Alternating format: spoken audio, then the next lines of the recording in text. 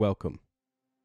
This video was inspired by Two Wheeled Gaming and his Project Zomboid story series on his channel. Please go support him as well. This will be the unscripted story I crafted out of a survivor I created entirely within Project Zomboid. A quick disclaimer. Some settings do make the game slightly easier and enjoyable for me. I also streamed the full gameplay on my Twitch if you'd ever like to watch me play live. That being said, I hope you enjoy. Meet Grover Driscoll, an unemployed military academy student living in March Ridge, a strong and stout young man who enjoyed a privileged upbringing in Rosewood, Kentucky, who frequented many hunting trips with his father and lifelong best friend Theo.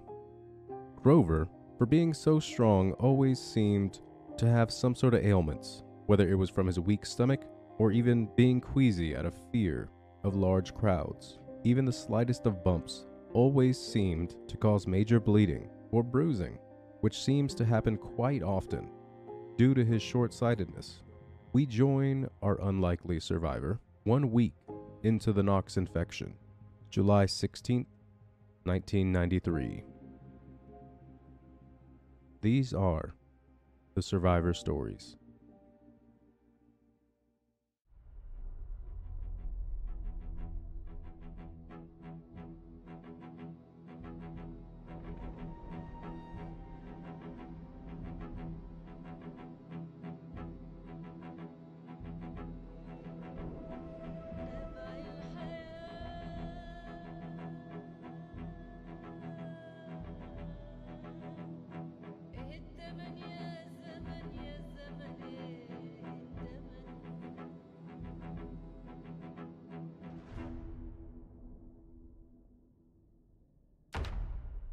You really have great discipline in the way you do this. Like this CGI.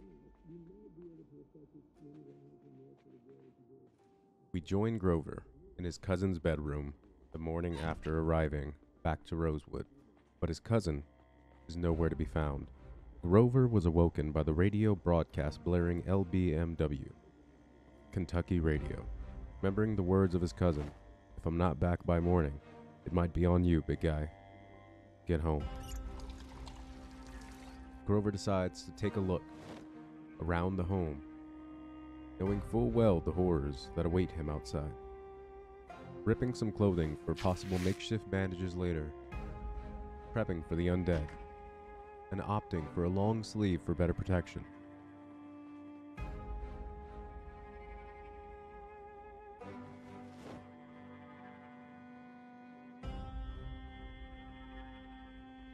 Now having found some bandages, along with a VHS on woodcraft, Grover then searches for a possible weapon, or potentially to devise a plan of action.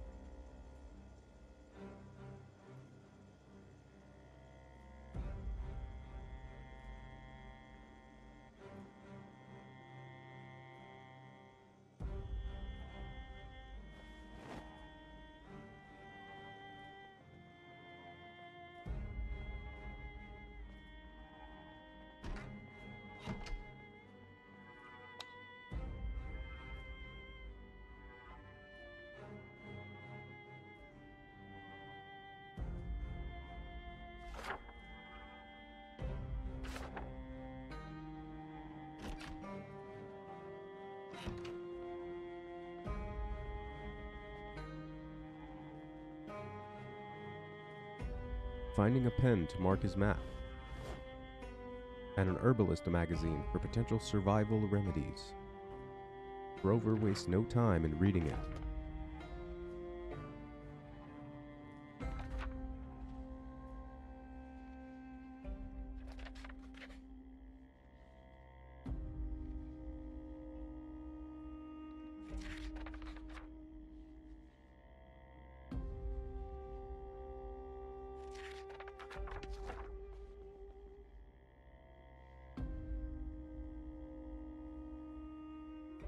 Being sure to return the magazine, probably out of force of habit, but then ultimately deciding it's time to leave the house and search for something to defend himself with.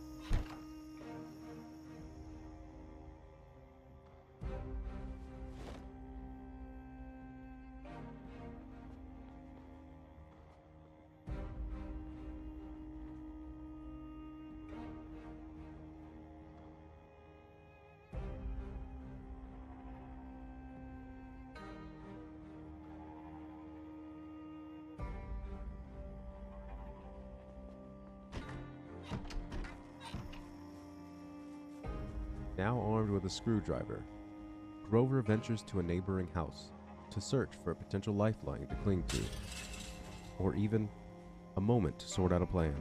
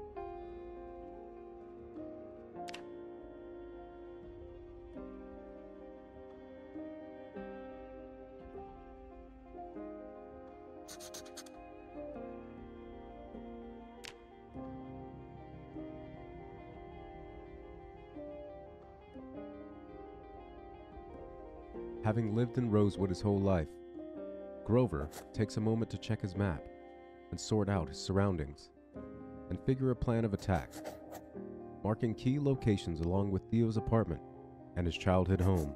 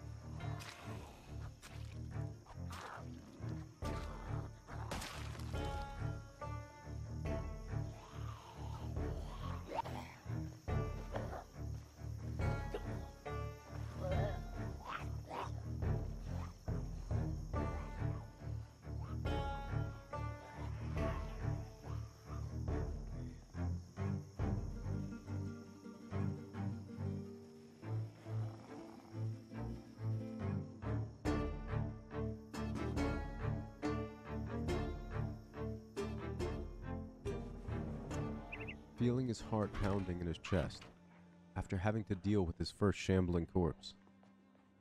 Even with his limited training, there's just an odd feeling in the pit of his stomach after having the tip of his screwdriver pierce the decaying flesh.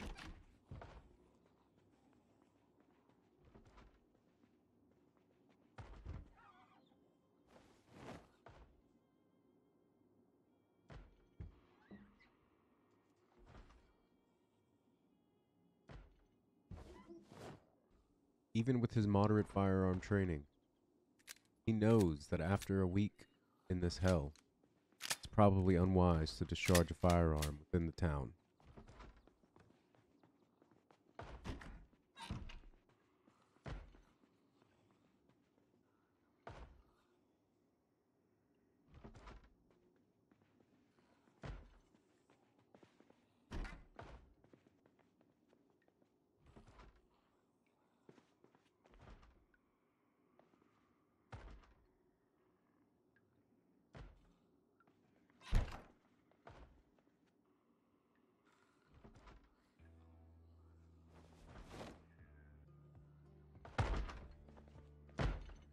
Upon hearing banging, Grover knows that another fight is here.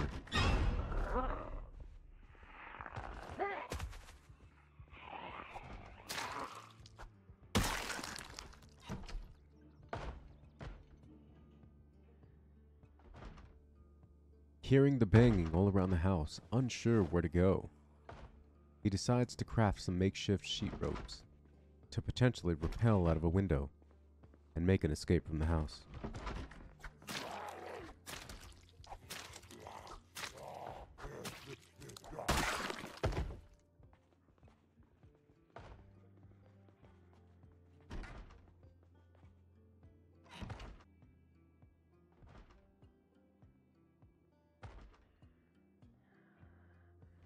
Upon finding a room full of clothing of all sorts, a hoodie would hopefully help protect him from potential bites and scratches from the undead.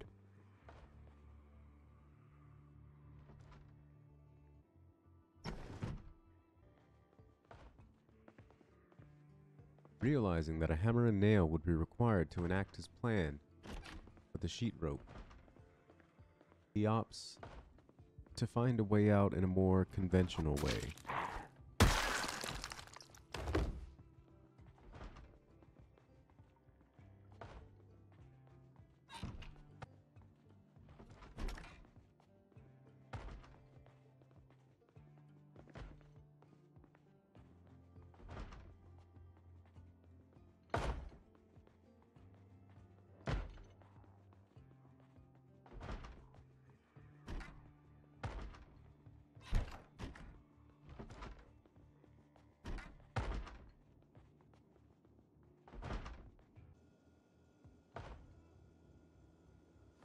Finally finding something a little more practical than a screwdriver, this cleaver will do nicely.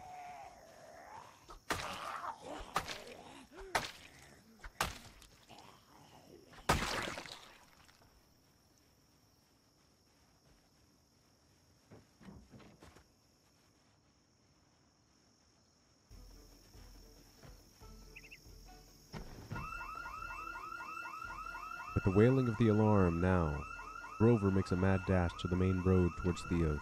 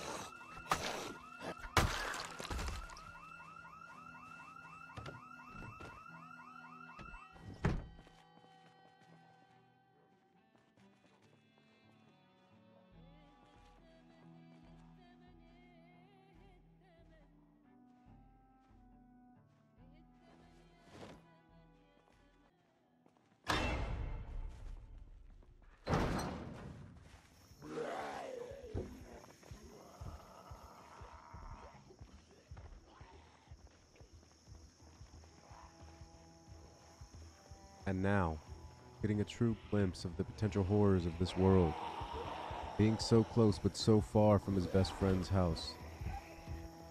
A small horde of undead, now encroaching on his position. Grover attempts to lose them and find another way around.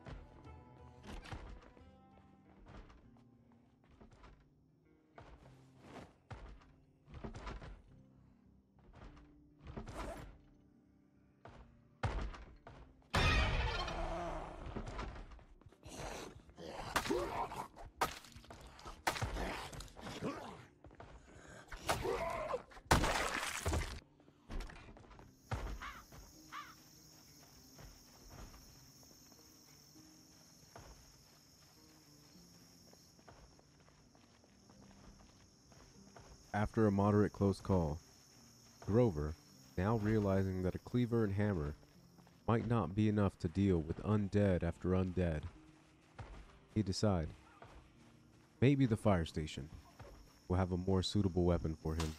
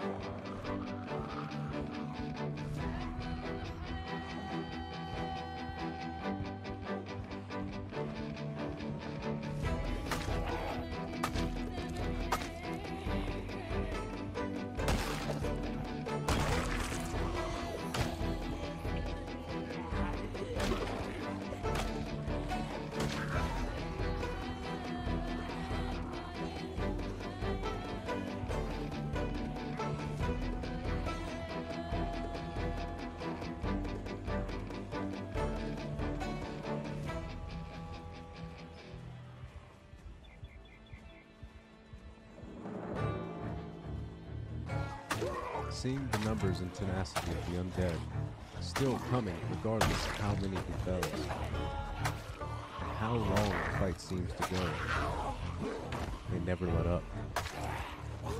Rover is starting to feel tired.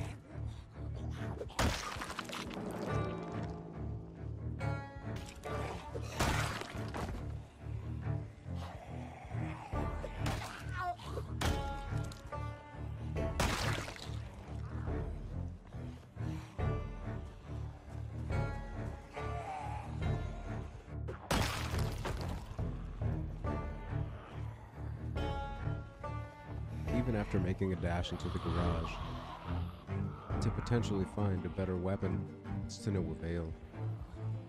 Even more of the undead shamble throughout the station. He begins to feel defeated.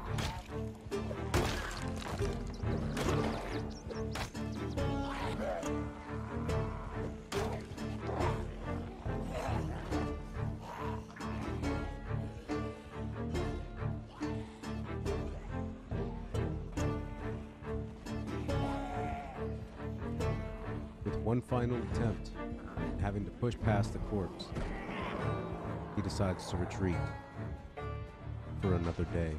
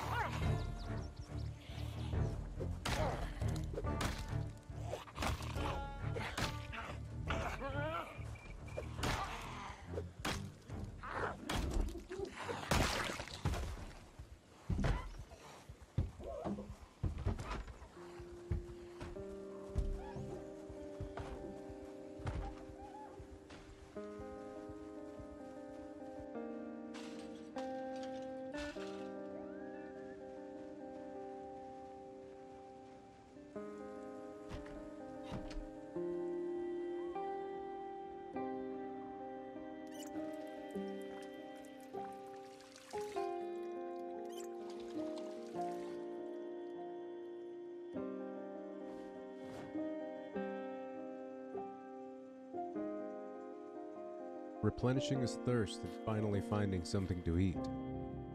Grover now is tasked with making sure his new house is clear.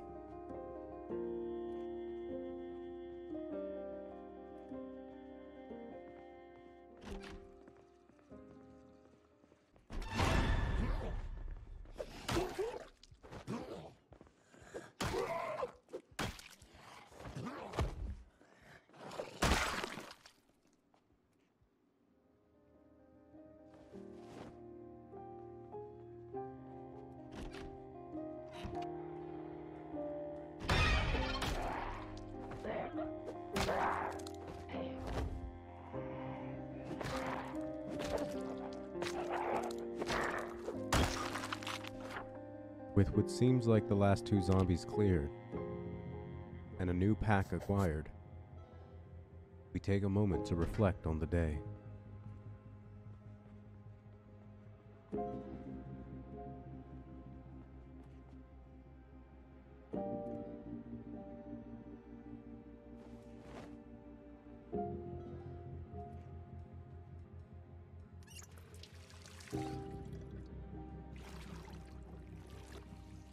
Why? Just why the fuck is this happening? All this blood, and none of it's mine.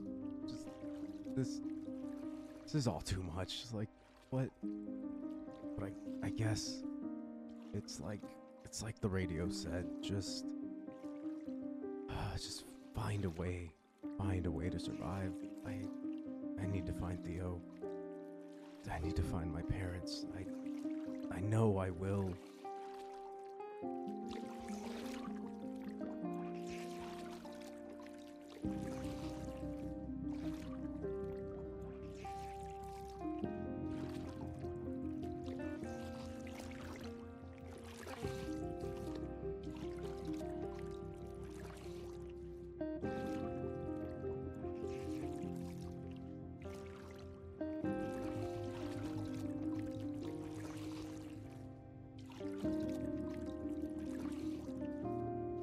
While washing his bloody clothing, Rover tries to compose himself, somehow find just a little shred of hope to keep going.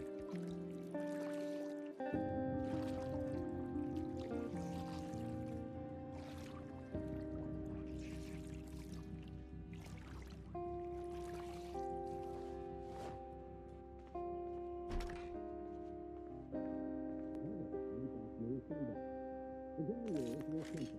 15 minutes while I sit down, split evenly between...